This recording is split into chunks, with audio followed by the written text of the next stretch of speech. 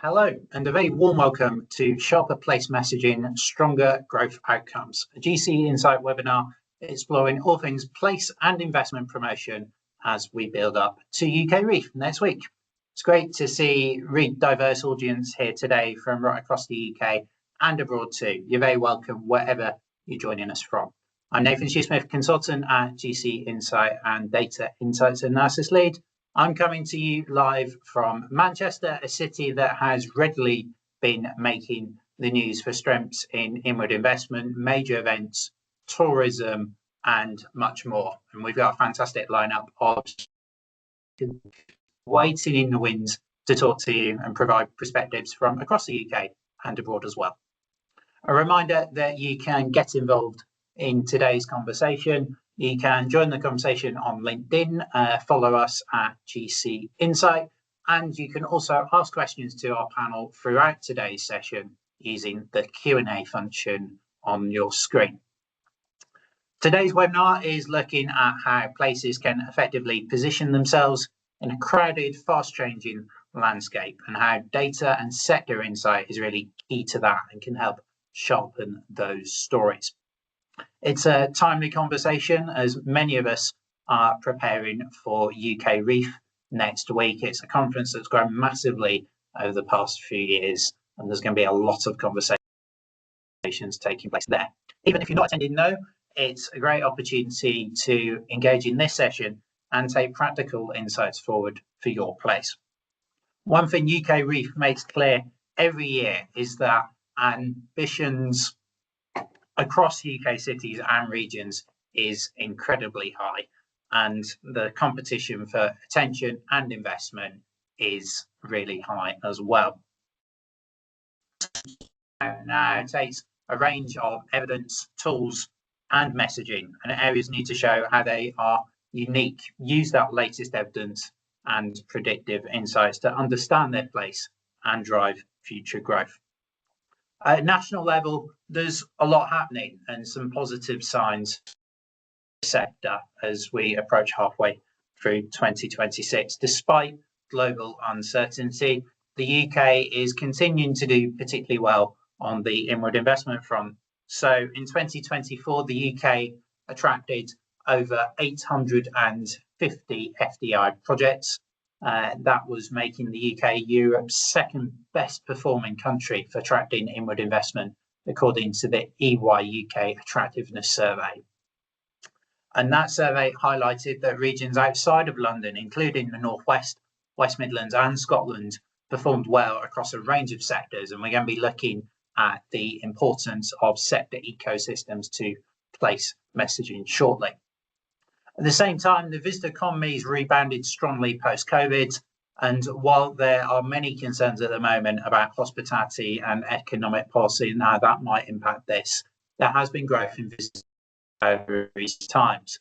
According to the ONS, 2024 saw the highest levels of inbound and domestic tourism on record, with tourism contributing around £58 million in economic output and supporting over 1 million jobs across the UK.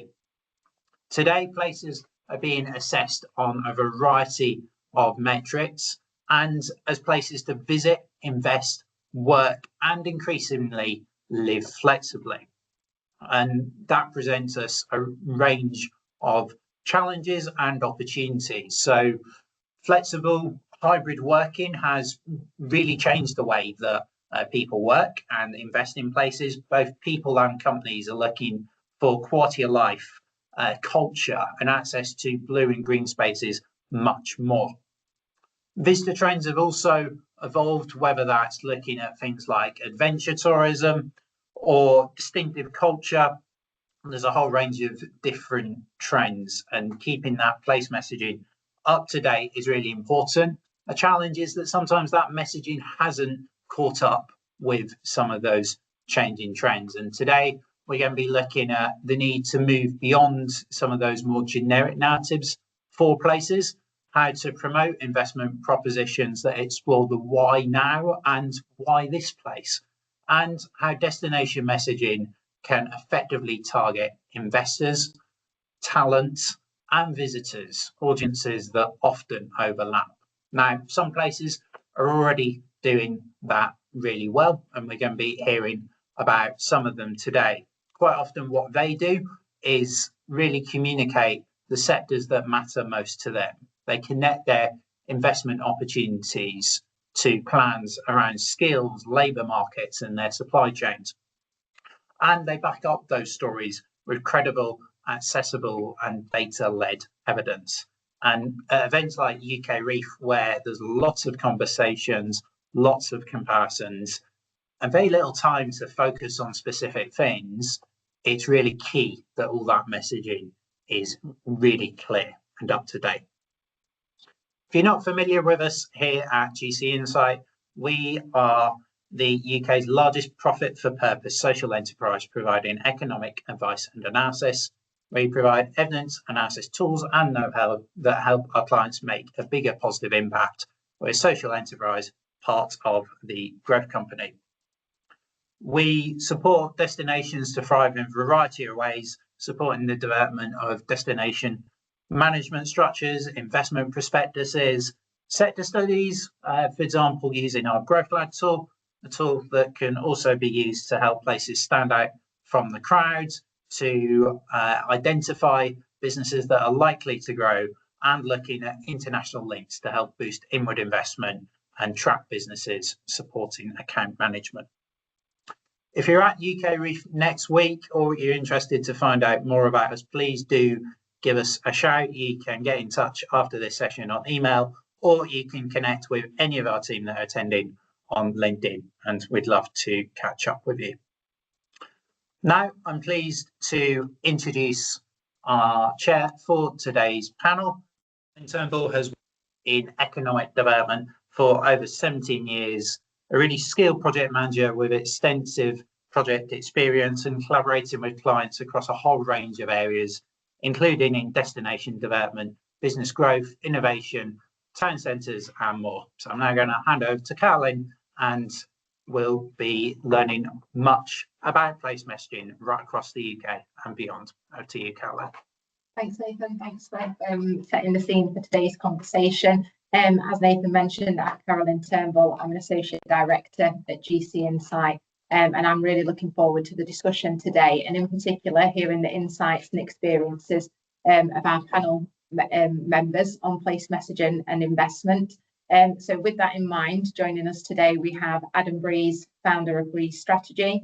We also have Professor Phil Leigh, the Senior Knowledge Exchange Manager at the University of Cumbria, and Olivia Thackstone, Visitor Economy and Events Manager at Stoke-on-Trent City Council.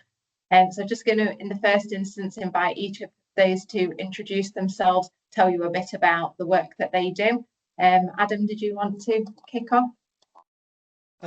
Yes, thank you, Carolyn, and big thank you to everybody at GC Insight for putting this on. It's a really timely topic, I think, for all locations. I've been working on inward investment now for 30 years. I was just reflecting earlier, one of the first projects that I did was actually in Manchester 30 years ago, which was to help advise on setting up Midas. So I've seen that grow from its birth into one of the better inward investment teams in the UK. I've also worked with, I went down the list, 45 of the top 50 cities now in the UK. So if there is anybody from Swansea, St Albans or Canterbury on the call, you know where to find me. That's some of the few places I haven't worked with. In terms of international experience, most of my work at the moment is transatlantic. So I'm operating the state of Tennessee's office for the UK and Ireland, which means that I'm actually looking for British and Irish companies that are expanding into North America and helping roll out the red carpet in cool places like Nashville and Memphis for them.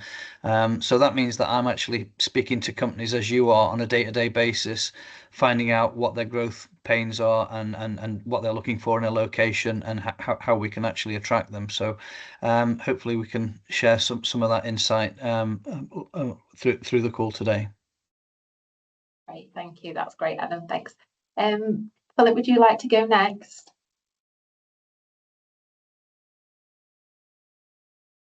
Yes, thank you, Caroline. Thank you for that introduction. Yes, so I said, my name's Phil Leigh. I work at the University of Cumbria as a senior knowledge exchange manager. Historically, I've also worked across a number of other Northwest universities and also with Innovate UK as an innovation and growth specialist. I started life as an electrical engineer and have run a number of SMEs through my career as well. And today I'm going to talk a little bit about the Irish Sea Rim, which kind of reimagines and pulls the Irish Sea Rim together as a sort of unifying bridge that connects a diverse range of communities and major urban hubs, all that face onto the Irish Sea, and those include Liverpool, Manchester, Glasgow, Belfast, Dublin, Cork, Cardiff and Bristol as key principal cities. I'm going to talk a bit more about that, I think, as we go through the day. But I've also worked in economic development, economic growth for the last 25 or so years. Thank you. Great, thank you. That's really helpful. Thank you. And Olivia, did you want to introduce your role now, and then we'll get going with some questions? Of course, yeah. So I'm Olivia. I am the visitor economy manager for City of Stoke-on-Trent, and I work very closely within the Staffordshire and Stoke-on-Trent LVET partnership as well. So we joined together with Staffordshire County Council on that part.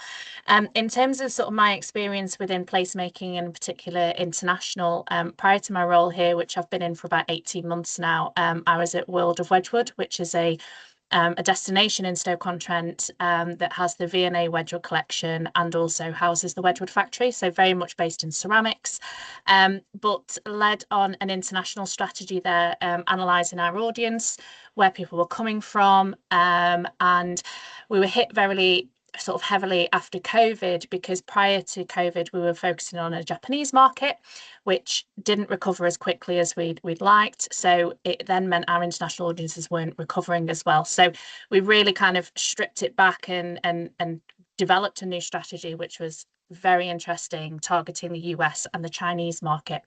So the work that we did there led us to get an award at the National Visit England Awards, which was the International Tourism Award, which they got silver, which was really, really good. Unfortunately, by that point of actually going on stage and getting the award, I had gone into my new role, but I was responsible for kind of writing that application and sort of delivering that.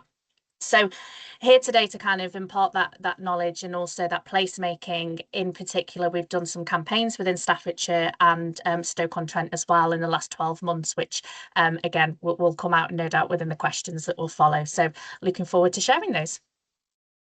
Great, thank you. That's brilliant. So we've got a really wide range of perspectives here and lots of different experience to draw on. Just for everyone else on the webinar, we've got a series of questions that we're going to kind of run through, but we're going to see where the conversation takes us as well.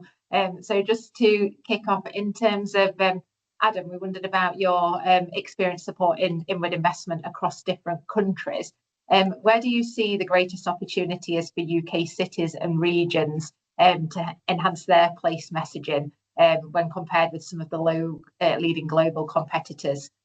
What would you prioritise first to boost visibility and convert interest into investment? Yeah, it's a fundamental question of where you start. I think one of the things that I often say to different locations is that don't think that being famous is going to win you inward investment. When I first came into this, the inward investment world, I thought that place marketing and place messaging were actually seamlessly connected to inward investment success. And pretty much every day since then, those two things have been pulled further apart. It's almost counterintuitive, but actually being famous isn't actually going to win you the projects. I think part of that recognition is that you don't need millions of people around the world to know your brand or know your city or actually understand what your proposition is. For inward investment, you actually need probably dozens which means that you don't go down a mass market route, and you need to be very, very specific about who it is that needs to hear that message. Because if you are trying to impact on 150 odd markets around the world, in a vague general awareness raising way, there's nobody in the UK that's got that sort of money, and actually, historically, it's not proven to actually result in the inquiries that you would think either. So I'm all about taking the data and having a very granular approach to some of the target audiences. That being said, I think that the first thing that everybody needs to do in any location is really understand the why, which is, why are you interested in attracting investment in the first place? It seems fairly obvious that we all presume that inward investment is a good thing, so the more of it, the better.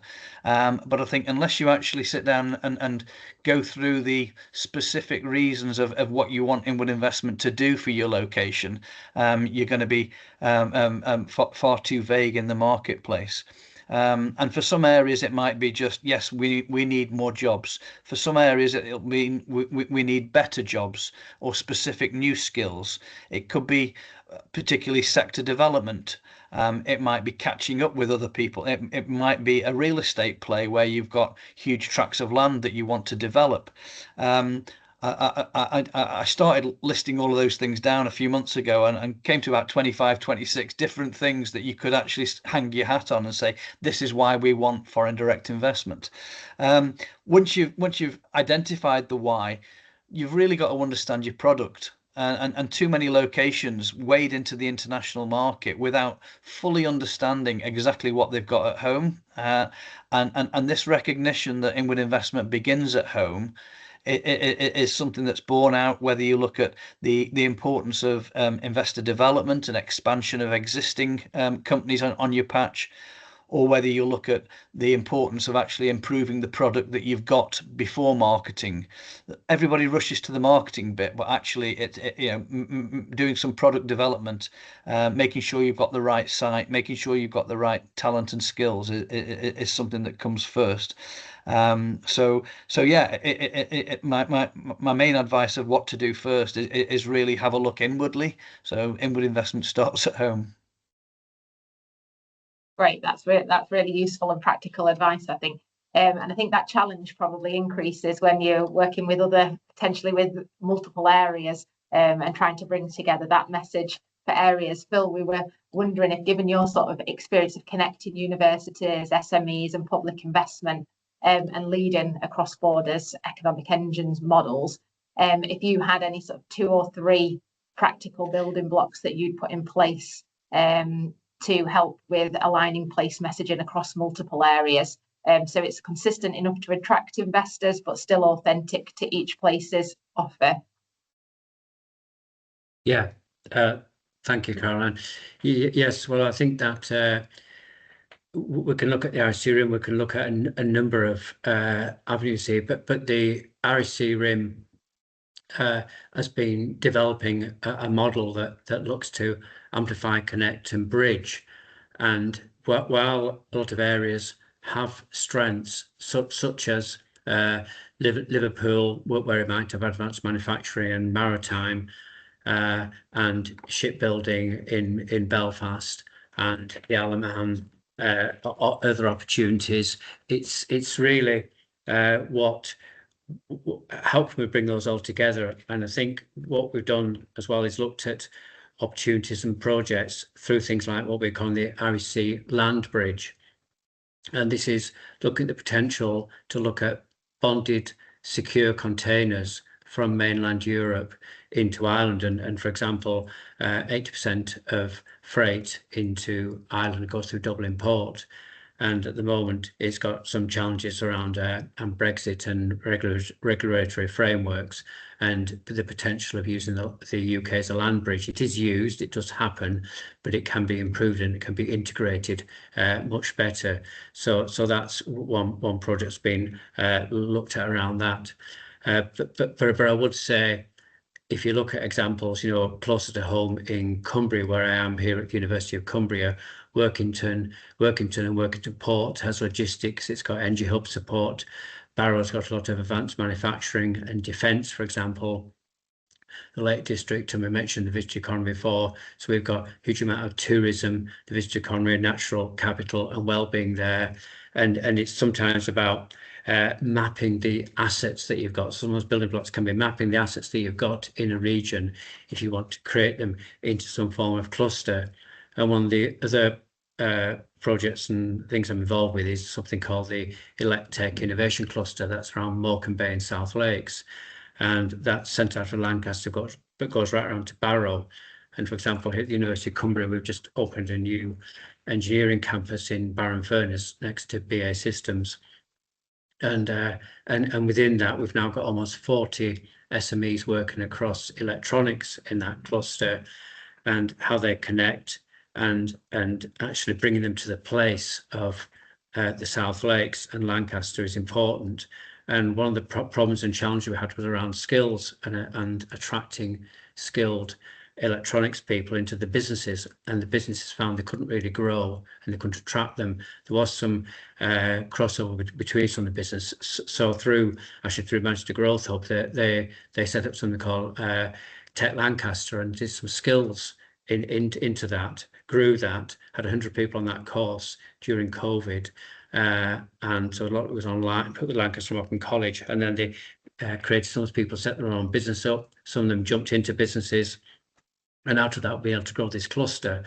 And it's a place-based cluster, and what we now look at is that we've got a critical mass of businesses. That means people can move to the area, and because we've got every letter of the alphabet and beyond, if they can't get on, they can't get promotion or something happens, they can move to another, they can stay in the region, move to another company and not have to leave the area. And I think things like that can be important. Also creating that narrative and looking at, you know, what shared strengths have we got. And another key thing is people. If you need kind of champions and people who want to lead and drive some of these clusters or initiatives in a place. And then we're looking at something else called connecting clusters, and that applies to the IC RIM and to the ElecTech cluster, because, for example, in West Cumbria we've got a robotics cluster there, we've got advanced manufacturing across Cumbria, and we connect all these together because there are interactions and overlaps. You know, you need electronics in robotics, for example, and vice versa. So they start talking to each other, and they can look at getting in investment through that. So I think that's another key thing, and also part of the reason the IC RIM was set up was to look at a kind of counterbalance to the economic concentration of assets and investment in London and the South East. And we kind of felt that, you know, sometimes the North gets neglected. That's, you know, been in the news a lot recently and continues to be. But this is an opportunity to look at those cities facing the Irish Sea that are connected and have some clarity. So thank you. Great, thank you. That's really useful. On that, there's a lot in there about sort of how we can use sectors and different cluster approaches. Olivia, we wondered about the sort of your role with the visitor economy. The visitor economy is a sector that's sometimes overlooked in terms of being a sector that drives economic growth and that drives investment. How would you describe the sector's role in supporting investment? And are there any features of the approach that you're taking in Stoke-on-Trent or in the wider LVEP that includes Staffordshire to support growth in the visitor and economy, drive investment that you'd like to highlight? Yeah, of course. So I think since starting this role, it's interesting visitor economy. They're happy to leave you alone until they need you.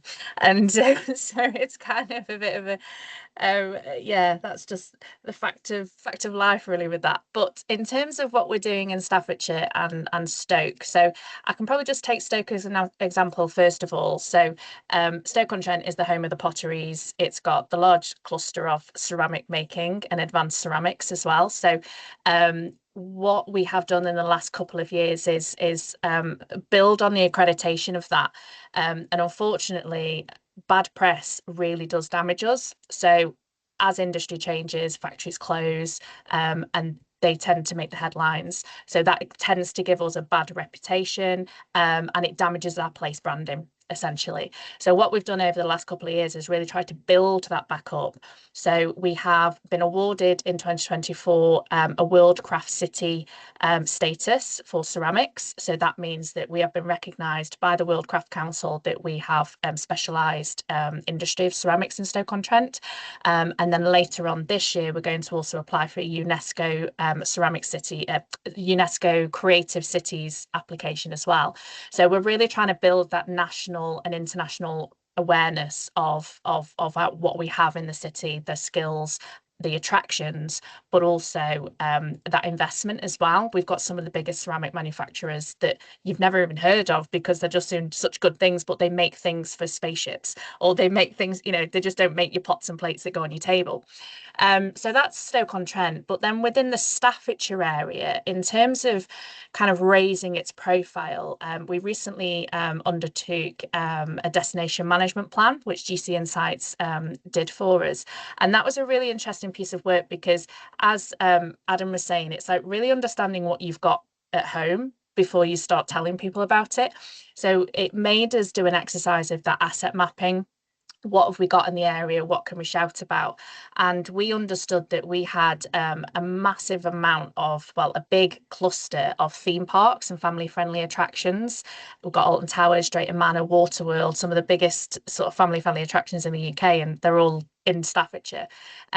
We've also got a lot of national recognition. So we've got the National Memorial Arboretum, we've got Cannock Chase, we've got National Peak District, which is part of it's in Staffordshire. So there was that going on. You've then got the national sort of heritage as well. So like brewing and pottery. So we were like, oh my gosh, we've got all this going on.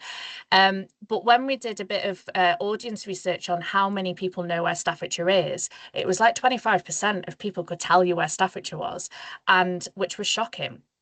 So we actually found that our biggest asset is a dog, because everybody knows the Staffordshire Bull Terrier. And so it was such a simple concept, and we were like, okay, how do we play on this? So what we've created, a local company in Stoke-on-Trent has created Staffy, the dog, and he's a bull terrier, but he's a cartoon character, essentially, an animation, to really drive that family friendly, playing on that that sort of adventure, the UK's playground, and pulling on that strand. And that has had, we've launched the campaign in March, and it's had a massive traction. So first of all, it's building that awareness, it's driving that traffic into the website, it's driving social media traction as well. So, and that's just one thing that we've started, and hopefully there's going to be secondary benefits to that as well. So yeah, that mapping, really understanding what you've got in the area before you go off like a bull in a china shop.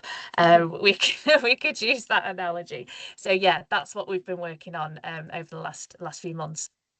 Yeah, that's great, Olivia. As you mentioned, we worked on the destination management plan with you, and that was a great project to be involved in. And we're also at the big tourism conference where the branding and Staffy was launched, and it did get a big welcome on the day. So yeah, no, that's great, and that actually feeds into another question that we had around sort of practical actions that places can take around marketing campaigns, and we wondered if anybody on the panel could share any examples of innovative destination or investment campaigns that you've seen or worked on, or perhaps a campaign where there has been that strong interaction between visitor economy and wider investment. And just thinking about what matters most today for cutting through the noise when attracting visitors, talent, investors. Yeah, shall I kick off? I think anybody that's going to UK Reef next week can actually see the whole problem of the marketplace in one day, in that you've got thousands and thousands of people selling you locations, inevitably coming up with very, very similar catch lines and phrases, and centrally located and best place for business, open for business, etc. And if you walk through there with the eyes of an inward investor, you just realise I wouldn't know where to start. And part of me doesn't believe half of it, and the other part of me says, so what?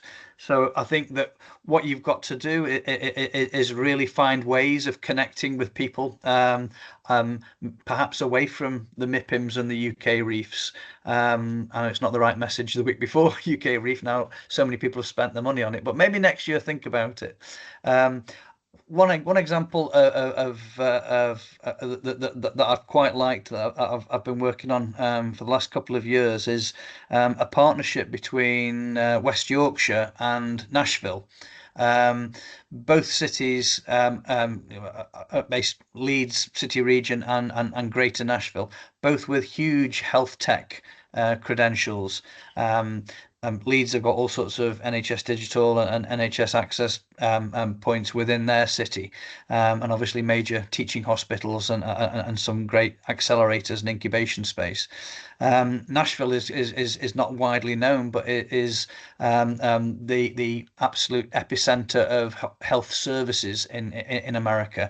So not in terms of hardcore research or things, but in terms of the procurement teams that are going to get you into hospital systems over there. So they administer more than half of the beds across America from Nashville.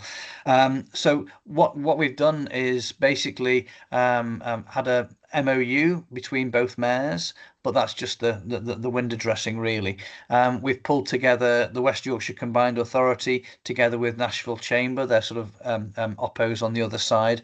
But then we've also brought in Science Park to Science Park, University to University, lawyer to lawyer, inward investment to inward investment, and basically through a series of 4 or 5 visits each way, there's been some really strong new relationships and successful announcements that have come out of that. So a lot of this is about building the comfort of a soft landing somewhere else. These are strange markets for anybody, whether you're looking to break into the US or break into the UK. So the more soft landing stuff that you can put to actually make it easier for companies, the better. I think just recently Vanderbilt University have just announced a new initiative on engineering with Leeds University, and that's directly coming out of this. There's going to be another announcement in the coming weeks. So I think that the focus should more be on identifying what you've got, but also who has similar but in a different market, so that you can actually start pulling together some of these things, picking up on some of the things that Philip had identified as finding those synergies between locations, and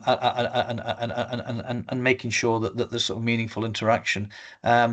There's no easy wins. It does take time, and you need some good proactive people at both ends. But thankfully with Leeds and Nashville, we do have that. And what we found is that it goes far broader than those 2 cities as well. So actually when Nashville come to Leeds, they're actually speaking to people all over the UK, and ditto when Leeds go to Nashville, they're speaking to people far flung all around the southeast US. So it is this idea of a landing spot, and I think that there's a practical level to things. We spend so much money on getting a beautiful stand for UK Reef and doing lots of publicity, but the more that can be invested in actually developing the product, the better. Yeah, I could add something there, Caroline. Yeah, that would be great. On the next year, people will be aware the Tour de France is coming to the UK, and as UK Reef's been mentioned, I will be there next week as well with the Connect Spaces Catapult, who've supported on the IC Rim, but also with the Cumbria Pavilion, and we have 2 stages, a stage finish and a stage start in Cumbria next year. But it does come right through the northwest. It comes into Scotland and also into Wales, and that is quite a big international global event that's coming into the UK for 3 days next July 27. And that gives an opportunity for supply chain, for businesses, for industry to connect with that and really showcase what we've got around that. And linking back to Olivia in Stoke, she may, or people may be aware, because I've also worked on the Tour of Britain, and the Tour of Britain used to visit Stoke quite regularly, and that really brought the city of Stoke to the forefront, and we'll put it on live television and could show the potteries and everything around that. And I think this is the power of a global event that's televised for the full day. So we are going to be working on that. Another event we have in Lancaster is the Lancaster Grand Prix. My background's in cycling, so I work on that as well. So I think looking at these big sporting events that come to the UK, we should look at those about how we can see that interaction between destination and investment campaigns. Thank you. Yeah, that's really helpful. That's a really good example. I think we were working on the business case to help with the Tour de France, working with the councils recently, just about the scale of the opportunity that brings as well. And we've also evaluated the investment in the impact in terms of investment benefits that the business program generated for Birmingham and the wider West Midlands and Commonwealth Games. So yeah, those big events can definitely be sort of transformational in terms of investment opportunities as well.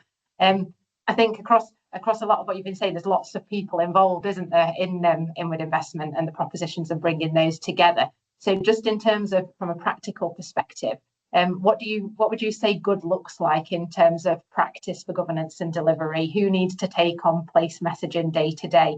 And how can partners, so combined authorities, councils, universities, businesses, marketing teams, keep to a sort of single aligned narrative over time? Is that possible? Anybody want to go first then? I'll delve in because it's a hobby horse of mine. One of the problems that you have is that all locations are very different. And we could create this sort of perfectly looking best practice model of how you do things, and it might actually look a little bit like what happens in Manchester, where you've got 10 local authorities all buying into the same vision. You've got a great inward investment team, well resourced, everybody pitching in. You've got alongside that, under the same umbrella, you've got an amazing marketing Manchester with aligned messaging and common activity. That is something that does not happen in 99% of the rest of the country, and obviously other places have different challenges, other places don't have the same resources, and I think you've really got to, I mean, Manchester didn't copy these models from anybody else. Manchester have developed something that's bespoke because of that's what it had to play with. London and partners, theirs is very different, and again ridiculously well funded and ridiculously overstaffed, or well staffed, so I say.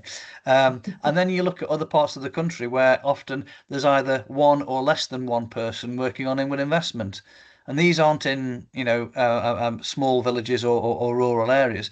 Some of our medium-sized cities only have one or less than one person on inward investment, and that's a bit of a crisis that's ongoing at the moment. A lot of the teams across the UK have been hollowed out, and also part of that is because they're so entrenched in the political dramas and political restructuring that happen between RDAs, LEPs, combined authorities, strategic authorities, the mayor. Constant redrawing of lines, constant reorganisation. This is something that doesn't happen in other countries.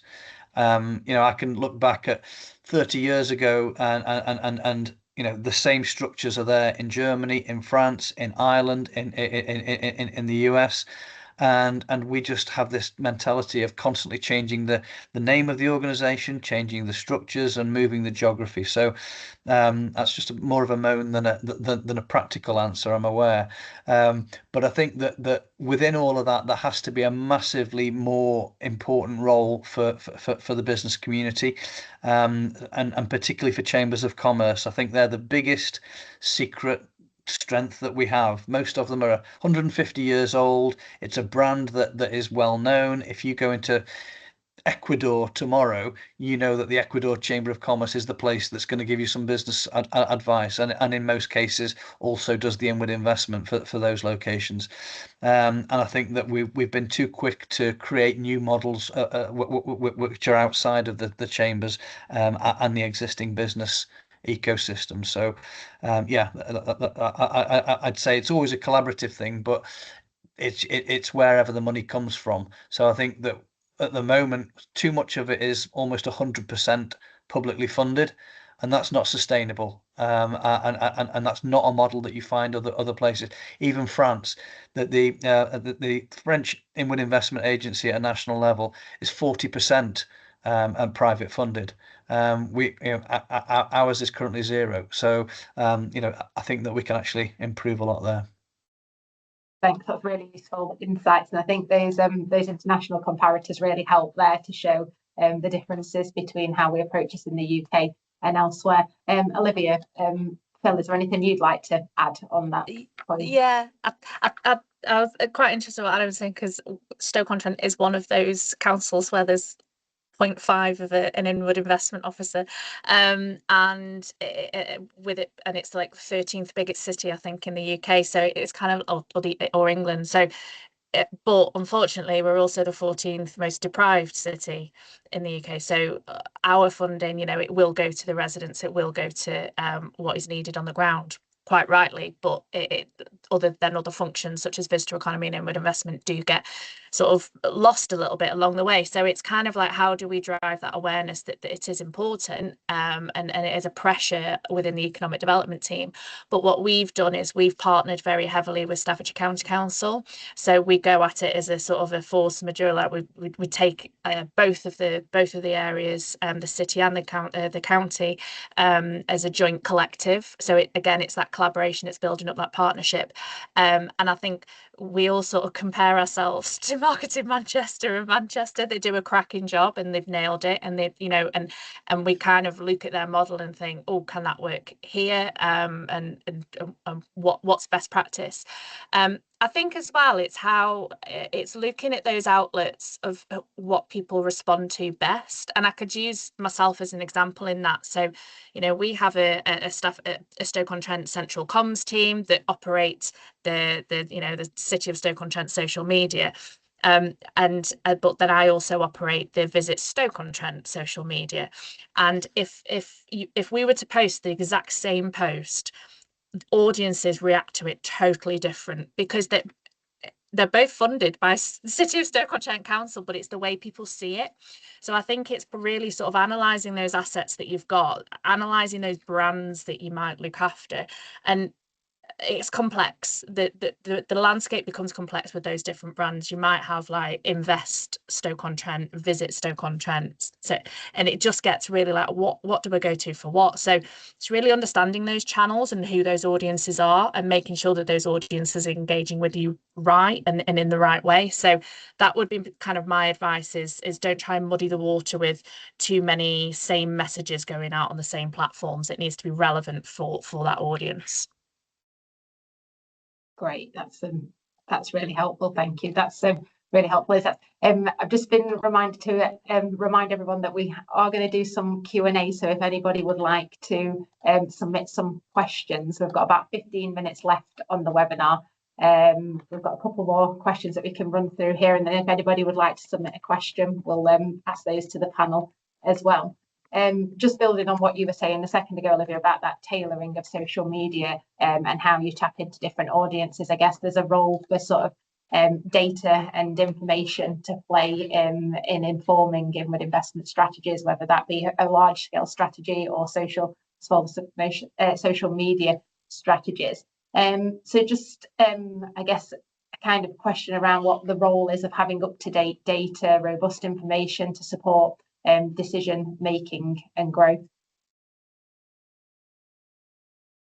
Yeah, I mean, from my point of view, that a lot of locations spend plenty of time on the strategy, but not enough on the data, and actually the strategy doesn't tend to change too much over time. I can't believe how many times I see something being asked to be rewritten, particularly by external consultants. I mean, that's fine. We'll all take the money, but it's not really necessary. What I'm interested in is the levels of new data, because the world's changing dramatically so fast, and what might have been a strength or an opportunity a few years ago it is no longer, and equally, I don't think I'd written a defence proposition for a location in 28 years, and in the last 18 months I've written 6 defence propositions. And again, you can look at AI, you can look at quantum, and just on that, I think that we need to use a lot of the data, whether it's through AI or AI enabled, to really quickly identify what the opportunities are and quickly identify who to target. There's too much of a comfort zone where we're going to vaguely target the American market, or we're vaguely going to target aerospace. And I always say to people, just come up with that hit list of like, who's your top 10 companies that you would dream to have landed in Stoke or wherever. And whatever the number one is, okay, well then delve into them and find out why, and find out where they are, find out who the contacts are, and actually start engaging. And literally, it's a one by one process. And that's pretty much what I follow for Tennessee. I've got a shopping list of British companies, and I'm working my way through them, and that can be on a sector basis, but increasingly, people again too hung up on the specific sectors. Most of the opportunities are convergence between sectors. Olivia mentioned ceramics and space, so 2 sectors together, nuclear and medicine, or AI and warehousing is a project I've been working on. So yeah, but until you actually look at the real detailed granular data, that you're basically just doing it on a wing and a prayer. Great, thank you. And is there anything else any of the panel members would like to add on that, or anything that you would add around how you can monitor what you're doing, and to what sort of indicators or data you can use to check the effectiveness of your campaigns or your investment activity? Yeah, well, I'd just add, Caroline, that up to date and robust data is kind of like a sort of foundation stone, and that's also why with the REC RIM project and the report, we actually work with GC Insights. They do invaluable, as well as for other organisations as well. But it does help having evidence for investment cases, with treasury investors, international partners. If they're looking to invest, or they kind of demand proof, they want to know that data actually exists and it's accurate. So even things on freight flows, productivity and skills, sector strengths can make that difference between a project that looks a bit flaky and one that really feels that somebody could invest in. And I think targeting and prioritizing accurate data shows, it kind of indicates where to focus, where markets are trending and sending talent, where areas are growing, and which corridors may be congested, for etc. And this prevents a kind of scattergun approach. So I think it's important to look at those, and I think reliance on sort of what might be termed slightly vanity metrics, like likes and clicks, don't necessarily improve impact, but there can be a short-term gain. But shared dashboards across councils and things, universities and business groups can really help. So I think things like that. Okay, great, thank you, that's really helpful. And we're starting to get some questions in now on the Q&A. Olivia, was there anything you wanted to add before we move on to those questions? Lots of support for data, which is what we like to hear, because that's what we provide, and it's and it does help inform what's happening. Yeah, and I agree with what Philip was saying. It's that kind of, that you've got your classic clicks and you've got your likes, reaches, GA4 analytics. I know they've changed the name of it recently, haven't they? So it's kind of like you've got all that, but I also think there is so much value in on the ground knowledge, and actually knowing what, so particularly from the visitor economy side of things, it's kind of like actually talking to those attractions. How are they finding it? Are we doing any survey on are their numbers up? How can we react to that quickly? And I know there's Visit Peak District in Derbyshire do this really well. They'll do like a almost like a pulse survey every quarter. It just goes out to the attractions. It's a really quick sort of 5-minute job. How are things doing? And then that data is like instant for them, and they can react based on what information's coming back. So that on the ground data, you can look at quantitative data till you blue in the face, and it'll probably tell you what you already know, but it's actually going on looking at that, on ground level, what's happening, and being in that space to feel it as well and experience it.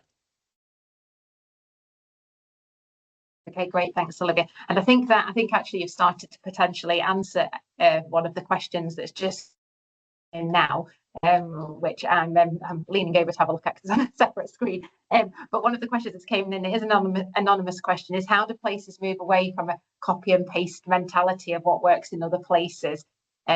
So it can be difficult to move away from assumptions around what looks good on the world stage versus what local strengths are, and what sort of sources or approaches can be used to tailor and amend local campaigns. And I think that example that you just gave there from the peaks and how the sort of pulse surveys is really helpful there. Is there anything else anyone would highlight there?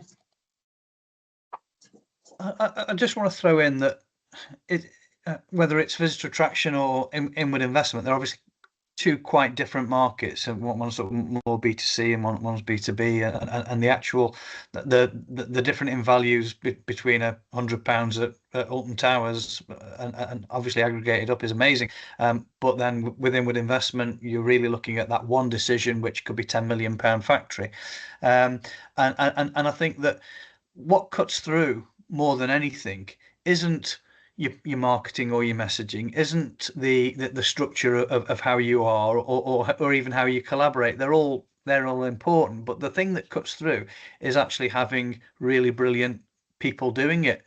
So next week at Reef, you will see some people standing on a stand holding a brochure.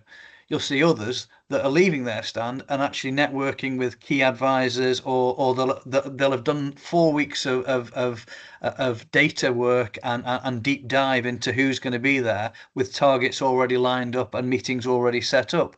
And that sounds a bit glib, but that makes a massive difference. There isn't this perfect little model of an inward investment team or a destination management organization. The biggest difference, and this is borne out by the work I've done in many countries, those places that have the best individuals doing it tend to win, because it's still a people to people, spite of the data, spite of the AI and everything else. It's still a human decision, and that business and person to person relationship building is fundamental, and it's something we don't really work enough on around the UK. We just obsess about structures. And I would just add quickly, I agree with Adam about the people, absolutely, but also identify your own strengths in your place.